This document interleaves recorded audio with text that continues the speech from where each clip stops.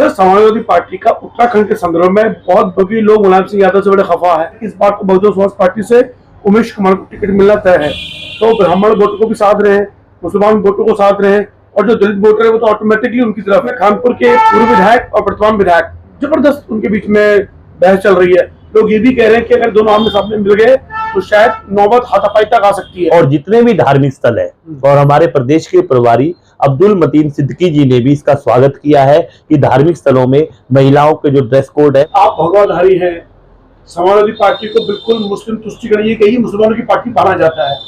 ऐसी स्थिति में पंचकोणी में भाजपा, कांग्रेस, बहुजन समाज पार्टी, समाजवादी पार्टी और भावना पांडे, भावना पांडे को इंक्लूड कर दिया आपने पंचकोणी मुकाबले में। और संत समाज ने भी घोषित किया कि कोई संत को टिकट मिला। स्थानीय लोगों पर बाहर के लोग गुंडागर्दी कर रहे हैं और उत्तराखंड की सरकार और अधिकारी डरे हुए हैं, चुप है, मौन है। क्या कहेंगे आप? हाय, मैं रवि के बिंदास बोल में आपका स्वागत है। इस समय 2024 के चुनाव की तैयारियां हो रही है। हरिद्वार में भावना पांडे ने एक दस्तक देकर एक चर्चा को मचाया हुआ है।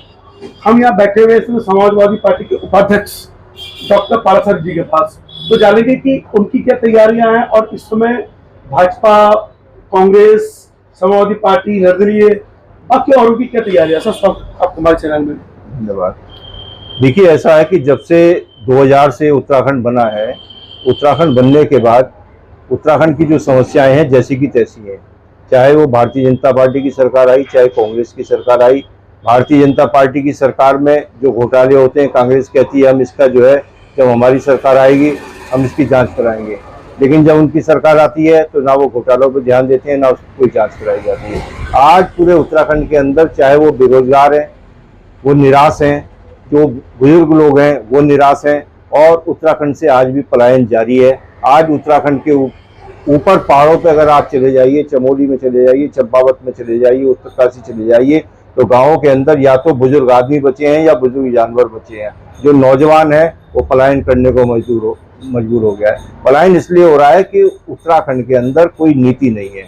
उत्तराखंड के अंदर इतने अच्छे अच्छे पर्यटन स्थल हैं कि हम स्विट्जरलैंड को भी पीछे छोड़ सकते हैं, लेकिन जो 20 साल के अंदर जो सरकारें आई उन्होंने किसी भी पर्यटन को बहुत ज़्यादा विकसित करने का काम नहीं करा, ना उस पर ध्यान दिया। हमारे उत्तराखंड के अंदर पर्यटन मुख्य रूप से वो है, तो उस पर सरकारों को ध्यान देना चाहिए, लेकिन सरकार ने ध्यान नहीं दिया।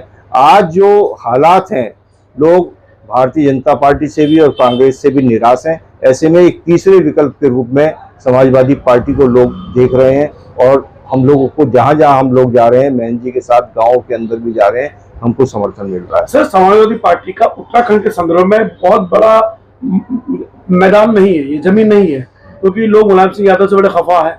पहाड़ों की तरफ तो आप समझ सकते हैं कि समाजवादी पार्टी को वजूद नहीं है, और ऐसे में आप कह रहे हैं कि तीसरे विकल्प के लिए वो सभा क्यों देखेंगे? वो बहुजन समाज पार्टी को देखेंगे, किसी निर्दलीय को देखेंगे, वो सभा की और क्यों देखेंगे? देखिए, ऐसा होता है कि जब पंजाब के अंदर ऑपरेशन ब्लू स्टार हुआ तो कांग्रेस का वहां बिल्कुल सफाया हो गया, और लोग ये कहते हैं कि पंजाब के अंदर कांग्रेस दोबारा लौट कर नहीं आएगी, लेकिन कांग्रेस की फिर सरकार आई। तो इसी तरीके से समाजवादी पार्टी से भी आज पहाड़ के लोग जुड़ रहे हैं, क्योंकि हमारे जो नेताजी मुलायम सिंह यादव जी के दोनों पुत्र हैं, वो उनकी जो पत्नी है, चाहे वो डिम्पल रावत जी हों, चाहे वो अपर्णा यादव जी हैं, वो जो है सब उत्तराखंड से जुड़ी हुई हैं। तो आज उत्तराखंड के भी जो लोग हैं वो नेताजी से जुड़ रहे हैं, अखिलेश यादव जी से जुड़ रहे हैं, उनकी विचारधारा से जुड़ रहे हैं। हरिद्वार के संदर्भ में बात करूं, यहाँ भाजपा कांग्रेस की सीधी टक्कर होती है, बहुजन समाज पार्टी बहुत टक्कर देती है, और ये कहा जा रहा है कि इस बार को बहुजन समाज पार्टी से उमेश कुमार को टिकट मिलना तय है, तो ब्राह्मण वोटों को भी साथ रहे हैं, मुसलमान वोटों को साथ रहे हैं, और जो दलित वोटर है वो तो ऑटोमेटिकली उनकी तरफ है। तो उमेश कुमार की पोजीशन इसमें बहुत अच्छी लग रही है। ऊपर से भावना पांडे यहाँ आ गई है, भावना पांडे ने जो तहलका मचा दिया है, चुनाव से पूरी तैयारियां कर ली हैं, तो इन दोनों उम्मीदवारों को आप कैसे देखते हैं अपने प्रतिनिधि के तौर पे? देखिए, 14 जून को हमारी समाजवादी पार्टी की एक महत्वपूर्ण बैठक होने जा रही है, जिसमें उत्तर प्रदेश के हमारे 2 मंत्री, पूर्व मंत्री संजय गर्ग जी और किरणपाल कश्यप जी यहाँ आ रहे हैं पर्यवेक्षक के रूप में। अखिलेश जी उनको भेज रहे हैं। तो उसमें हम जो हरिद्वार जिले के लोग हैं और उत्तराखंड के लोग हैं बैठ के जो है ठोस रणनीति बनाएंगे कि इस चुनाव को हम कैसे जीत सकते हैं, और अभी से उस पर जो है कार्रवाई शुरू की जाएगी। अच्छा, भावना पांडे जी का उतरना और इतना जबरदस्त प्रचार किस नजर से देख रहे हैं आप? देखिए, हम किसी दूसरे के ऊपर कमेंट नहीं कर रहे हैं। हम तो ये है कि अपनी रणनीति पे चल रहे हैं। अपनी पार्टी की इस समय जो है गांव-गांव के अंदर हम लोग जो है जनसंपर्क कर रहे हैं और अपने संगठन को मजबूत कर रहे हैं और चुनाव को जो है मजबूती से लड़ेंगे। सर एक सवाल और लूंगा, इसमें कानपुर के पूर्व विधायक और वर्तमान विधायक जबरदस्त उनके बीच में बहस चल रही है। लोग ये भी कह रहे हैं कि अगर दोनों आमने सामने मिल गए तो शायद नौबत हाथापाई तक आ सकती है। ऐसी स्थिति में आपको क्या कहना है? हमारा तो ये है कि भाई वो उत्तराखंड सरकार के माननीय विधायक जी हैं, उनको जो है जनहित के काम करने चाहिए, सकारात्मक सोच रखनी चाहिए और ऐसा कोई काम नहीं करना चाहिए कि जो है लोगों को कहने का कोई मौका मिले। बस सर एक अंतिम सवाल, उसके बाद मैं हमारे गृह जी पे आता हूँ, स्वामी जी, महंत जी। एक सवाल अंतिम, समाजवादी पार्टी का वजूद आप देख रहे हैं, लगता है आपको कि जीतने की तरफ आप आगे बढ़ेंगे या सिर्फ अभी जमीन तलाशने के लिए आप तैयारियां कर रहे हैं? आज उत्तर प्रदेश के अंदर हमारे जो माननीय राष्ट्रीय अध्यक्ष अखिलेश यादव जी हैं, पूरा युवा उन देख रहा है और उत्तर प्रदेश ही नहीं, आज पूरे देश के अंदर एक माहौल जो बन रहा है, विपक्ष का जो माहौल बन रहा है, विपक्ष के नेता के रूप में सबसे मजबूत अगर कोई उभर के आ रहे हैं तो माननीय अखिलेश यादव जी उभर के आ रहे हैं। आज चाहे वो केजरीवाल जी हों, वो अखिलेश जी से हाथ मिला रहे हैं, चाहे वो भगवंत मान जी हों पंजाब के मुख्यमंत्री, वो अखिलेश जी से हाथ मिला रहे हैं, बिहार के जो मुख्यमंत्री हैं नीतीश कुमार जी, वो अखिलेश जी से वार्ता कर रहे हैं, ममता बनर्जी हैं, वो अखिलेश जी को प्रमोट कर रही हैं। तो आज पूरे विपक्ष में भारतीय जनता पार्टी के खिलाफ अगर सबसे मजबूत रूप से कोई नेता उभर के आ रहा है तो वो माननीय अखिलेश यादव जी आ रहे हैं। और मैं ये आपसे निश्चित रूप से कहता हूं कि 2024 का जो चुनाव होगा, 2024 के चुनाव में हमारे राष्ट्रीय अध्यक्ष जी प्रधानमंत्री के रूप में मजबूती से उभर के आएंगे। फिलहाल बहुत बड़ा दावा किया इन्होंने। अब हम सवाल हल लेते हैं महंत शुभम गिरी जी से। मंदिरों में महिलाओं के लिए ड्रेस कोड बना दिया गया है और ये कहा गया है कि बिल्कुल शालीन तरीके से मंदिर आइए, जिस तरीके से मस्जिदों में ये होता है कि वह शालीन तरीके से महिला को आजादी दी। इस निर्णय को आप किस नजर से देखें?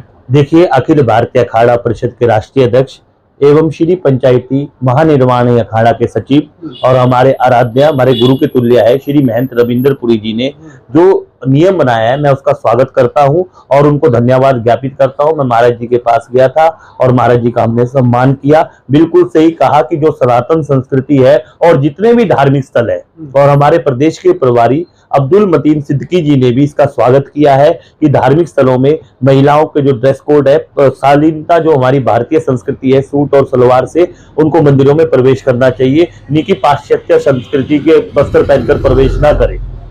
आप भगवाधारी हैं, समाजवादी पार्टी को बिल्कुल मुस्लिम तुष्टिकरण ये कही मुसलमानों की पार्टी माना जाता है। ऐसी स्थिति में आप समाजवादी पार्टी के प्रदेश सचिव हैं, तो ये विरोधाभास किस नजर से देखते हैं? देखिए, समाजवादी पार्टी कुंभ नगरी हरिद्वार की हितैषी रही है, चाहे वो कलेक्ट्रेट भवन हो, अभी भी जाके देख लेना, वहां पर मुलायम सिंह जी यादव जी का पत्थर लगा है और गुर्जर समाज के सबसे बड़े नेता स्वर्गीय राम शरण दास जी, उन्होंने कलेक्ट्रेट भवन बनाया, यहाँ का कोर्ट बनाया। आज भी जांच कराया जाए, उस कोर्ट को देखा जाए, बिल्डिंग को, तो हाई कोर्ट की भी बिल्डिंग फेल है, जो उत्तराखंड का हाई कोर्ट है। समाजवादी पार्टी ने भागीरथी बिंदु बनाया, जो उत्तरी हरिद्वार में जल की समस्या होती थी बरसात के दौरान, वो बंद की। समाजवादी पार्टी ने यहाँ पर माता प्रसाद पांडे जी जब मंत्री थे तो हर मिलाप हॉस्पिटल का भी निर्माण करवाया। समाजवादी पार्टी ने टाउन हॉल बनाया। हमारे दो विधायक रहे, राम सिंह सैनी जी और अमरीश कुमार जी। उस समय उत्तर प्रदेश की विधानसभा कहां से कहां होती थी, अब रुड़की की 3 विधानसभा बन गई, हरिद्वार की 3 विधानसभा बन गई। वो विकास कार्य हम लोगों ने किए हैं, क्योंकि समाजवादी पार्टी 2004 में यहाँ की सीट निकालने में कामयाब हुई थी और राजेंद्र बाड़ी जी को सांसद बनाया था। और समाजवादी पार्टी अब मजबूती से चुनाव लड़ेगी और हरिद्वार का पंचकोणीय चुनाव होगा, ये आपको मैं बता रहा हूँ। पंचकोणी में भाजपा, कांग्रेस, बहुजन समाज पार्टी, समाजवादी पार्टी और भावना पांडे, यानी भावना पांडे को इंक्लूड कर दिया आपने पंचकोणी मुकाबले में। देखो, भावना पांडे जी भी अगर आप उनसे पूछे तो हर इंटरव्यू में वो कहती है कि मुलायम सिंह जी का बहुत बड़ा योगदान है। मैं मुलायम सिंह जी के पास गई थी, कई बार वो मुलायम सिंह जी से कई कार्य निकाल चुकी है। भावना पांडे जी भी विनोद भरथवाल जी के साथ में उन्होंने राजनीति की। हमारे जो स्वर्गीय विनोद भरथवाल जी थे, उत्तराखंड का प्रस्ताव उन्होंने लाया। सन 1990 में देहरादून शहर इतना दहशत से भरा हुआ था, जब नेताजी उत्तर प्रदेश के मुख्यमंत्री बने तो उन्होंने देहरादून में माफिया राज खत्म किया था। सर, लेकिन उत्तराखंड की जो महिलाओं के साथ बलात्कार हुआ, उसका दंश, उसका पाप, उसका कलंक भी तो समाजवादी पार्टी पर लगा हुआ है। देखिए, वो कलंक कैसे धुलेगा? वो प्रशासन की गलती है, स्वयं का है। अनंत सिंह जी वहाँ के डीएम थे मुजफ्फरनगर के, और बसपा भी इसमें शामिल है, बीजेपी भी है, और उसका ध्रुवीकरण बहुत गलत तरीके से किया गया। खटीमा गोलीकांड हुआ चाहे मंसूरी हुआ, इसका राजनीतिक कारण किया गया। इसमें समाजवादी पार्टी की कोई गलती नहीं है। अगर बात की जाए संस्कृत अध्यापकों की, तो संस्कृत अध्यापकों को वेतन, आज संस्कृत विद्यालयों की क्या दुर्दशा है, वहां पर प्रधानाचार्य भी नहीं है, कार्यभार प्रधानाचार्य है। संस्कृत विद्यार्थियों को, मतलब संस्कृत अध्यापकों को जो वेतन, छठा वेतन मिलता है, वो माननीय नेताजी का योगदान है। चाहे आप बात की जाए हिंदी की, आज डीएम जो लिखते हैं, जिला अधिकारी लिखते हैं, वो नेताजी ने अध्यादेश पारित किया था। बात की जाए चुंगी राज की, जैसे आपको पता होगा आपके पौड़ी में चुंगी राज होता था, और हर जगह चुंगी राज होता, रुड़की में होता था, हरिद्वार में होता था, और नेताजी ने समाप्त किया।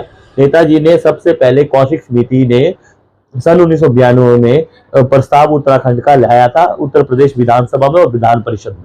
देखिए, इसमें तो कोई दोहराई नहीं है। मुलायम सिंह यादव जी कई बार बहुत कड़े फैसलों जाने जाते हैं, और जो कहते थे वो करते भी थे, इसमें कोई दोहराई नहीं है। एक सवाल से मैं आपसे और लूंगा, इस समय कानपुर के पूर्व विधायक और वर्तमान विधायक के बीच में जो तनातनी चल रही है, उस तनातनी पर आपके क्या विचार है? मैं कहता हूं कि दोनों कार्यकर्ता को, दोनों विधायकों के कार्यकर्ता को, हरिद्वार की जनता है, खानपुर की जनता है, हमारी जनता है, वो आपस में लड़े ना।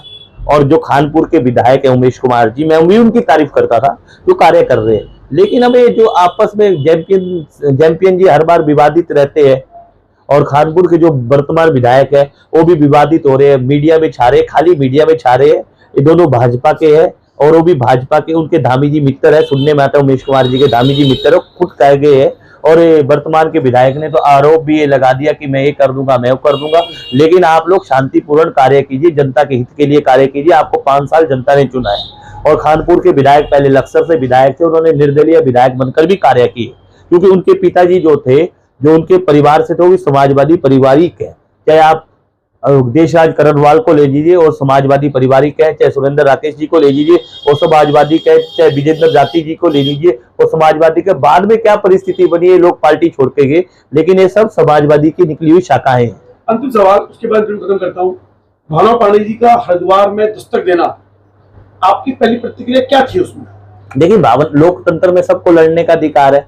भावना पांडे जी भी लोग लड़ रही है, तो कोई बुराई नहीं है, लड़े, लोकतंत्र का अधिकार है। और संत समाज ने भी घोषित किया कि कोई संत को टिकट मिलाए, संत को टिकट दिया जाए, और सारी पार्टियां संत को टिकट दे। संत समाज का बयान है, और संत समाज ने बोला है कि प्रेस करके बोला है महामंडलेश्वर प्रभुआनंद गिरी जी ने कि संत समाज के व्यक्ति को टिकट मिलना चाहिए, मेयर का भी, सांसद का भी और विधायक का भी, क्योंकि हरिद्वार धर्म नगरी है, हरिद्वार कुंभ नगरी है, हरिद्वार सनातन की नगरी, हरिद्वार वसुधैव कुटुंबकम की नगरी, गंगा जमुना तहजीब की नगरी है। हरिद्वार में कोई भी किसी को भी टिकट मिले, संत को टिकट मिले, लेकिन जो समाजवादी पार्टी है ये अपनी जो वोटर है उनको तलाशेगी। और इस बार आप भी देख लेना, इंटरव्यू में भी लिख लेना, लोग हमको कुछ भी लिखे, लेकिन हम लोग पूरा प्रयास करेंगे। लोग हमसे जुड़ना चाहते हैं, चाहे वो मुस्लिम समाज के लोग हो, चाहे हिंदू समाज के लोग हो, चाहे कोई से भी समाज के हो, सब हमारे साथ खड़े हैं। हम मुद्दा लेंगे, शहीद विजय सिंह जी के नाम का चौक बने, उनके नाम की योजना, हरिद्वार में एक एयरपोर्ट की स्थापना हो,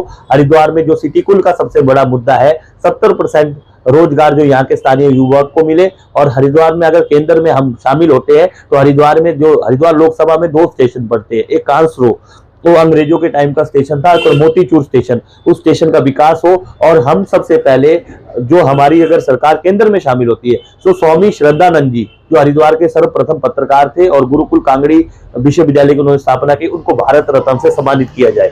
सर बस आपने, मैं इंटरव्यू खत्म करता पर एक सवाल जो बीच में लेके आ गया कि हरिद्वार में स्थानीय लोगों को रोजगार मिले और ये धर्म नगरी है। आपको मालूम है कि जो हरकी के आसपास की जो बाहर का जो पूरा क्षेत्र है, वहाँ पे कुल मिला के जो दुकानें लगाने का ठेका है 40 से 45 को, लेकिन वहाँ 450 अवैध दुकानें हैं, और सारी अवैध दुकानें स्थानीय लोगों की नहीं है, पन्ना पहाड़ के लोगों की है, सारे बाहर के लोगों की है। उस भ्रष्टाचार पे कभी आप बोले, देखिए करप्शन पर। और देखिए वो ठेकेदार को हटाने के लिए जो पूर्व IAS अधिकारी उनको हटाने गए, तो ठेकेदार ने धमकी दे दी, तो तेरी की हैसियत है, और हाथापाई को उतराए। और उनके कार्यकर्ता यानी जो ठेकेदार के कार्यकर्ता ने ये भी कहा कि उन्होंने उस IAS अधिकारी को थप्पड़ भी जड़ दिया उस ठेकेदार ने। आपके संज्ञान में ये मामला है, और ऐसे करप्शन पे क्या आप लोग बोलते हैं? आपने अच्छा सवाल पूछा। हाँ। हम करप्शन में बोलते हैं। हरिद्वार में जब हर की पैड़ी के पास कूड़ा गिर रहा था, जब महंत शुभम गिरी आगे आया, चाहे देव स्थानम बोर्ड का मुद्दा हो, तो महंत शुभम गिरी आ गया है। चाहे बिलकेश्वर मंदिर के पास सोनार कोठी में चामुंडा मंदिर का मामला हो, वन विभाग से महंत शुभम गिरी आया। जहाँ फूल वालों को हटाया जा रहा था, हम कहते हैं हरिद्वार में फूल मंडी की स्थापना हो, लेकिन जो हरकी पैड़ी का मामला है, जो अवैध दुकानें हैं, एक स्थानीय प्रशासन के लोग भी इसमें शामिल है, स्थानीय नेता लोग भी, नाम मैं नहीं लेना चाहता कौन कौन शामिल है, लेकिन अगर एक घटना हुई है तो ये बहुत दुर्भाग्यपूर्ण है। ऐसा करना नहीं चाहिए। सरकार को, उत्तराखंड सरकार को तत्काल इसके ऊपर फैसला लेना चाहिए। सर एक सवाल मैं आपसे पूछूंगा, स्थानीय लोगों पर बाहर के लोग गुंडागर्दी कर रहे हैं और उत्तराखंड की सरकार और अधिकारी डरे हुए हैं, चुप है, मौन है, क्या कहेंगे आप? देखिए, इस समय जो भी राजनीतिक दल के लोग हैं, जो बड़े नेता हैं, ये बाहर से लोग ठेकेदारों को बुलवा लेते हैं और अपने लोगों को ही जो है रोजगार देते हैं, अपने लोगों को ठेकेदार देते हैं। अभी ये सिद्धगुल में भी ऐसा हो रहा है कि जो किसी कंपनी में जीएम कर्नाटक से आता है तो वो सारे के सारे जो लेबर जो है कर्नाटक से बुलाने का काम करता है, स्टाफ वहाँ से बुलाने का। अगर कोई महाराष्ट्र से आता है, जीएम आ रहा है, तो महाराष्ट्र की लेबर को बुलाता है, कॉन्ट्रैक्ट लेबर ये वो सब यहीं से आ जाता है उनका। तो हमारा कहना ये है कि उत्तराखंड के जो लोग हैं उनको रोजगार मिलना चाहिए, उनको जो है व्यवसाय। एक बात और है जी, आपको बताते हैं, अगर गंगा जी की नहरें है, रुड़की में गंग नहर है पिरान कलीर के पास, उसको पुरानी गंग नहर को ठीक करने का प्रस्ताव हमने दिया। अगर आप देखें समाजवादी का विकास, तो ओम घाट का विकास देखें, ओम घाट भी समाजवादियों के शासन में बना है। आज जो योगी जी उद्घाटन करके, संत के कारण मैं योगी जी का सम्मान करता हूँ, राजनीतिक अलग विचारधारा है, तो लेकिन संत के कारण जो योगी जी उद्घाटन करके भागीरथी बिंदु का, वो भी समाजवादियों की ही देन है। ओ क्या बात है। देखिए, ऐसे खुलासे आज हुए हैं यहाँ पे समाजवादी पार्टी के प्रदेश उपाध्यक्ष और प्रदेश सचिव द्वारा। फिलहाल समाजवादी पार्टी अपनी कितनी जमीन यहाँ बना पाती है ये भविष्य में, लेकिन उनके कुछ विधायक भी यहाँ मौजूद रहे हैं, यानी विधायक बने। फिलहाल रवि के बिंदास बोल में 2024 के चुनाव के लिए हर राजनीतिक दल को शुभकामनाओं के साथ जय उत्तराखंड, जय हरिद्वार, जय मां।